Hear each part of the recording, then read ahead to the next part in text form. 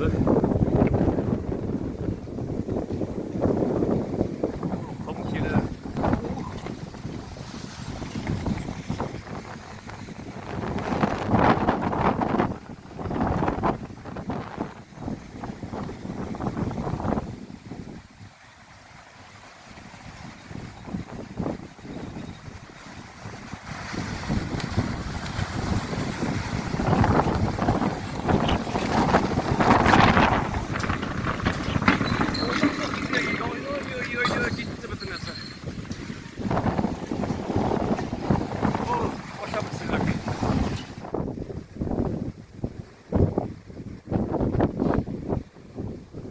Antalya'nın şu tepelerinde bulayken şurada.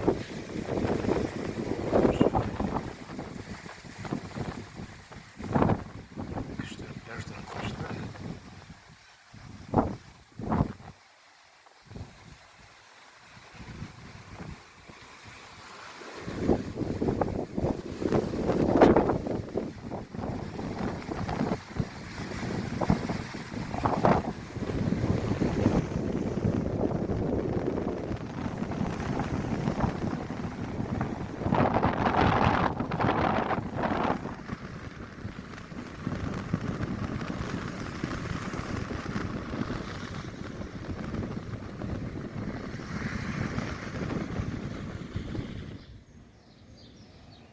Turmuş tabiat bir kızıl iken mucizalı şunday.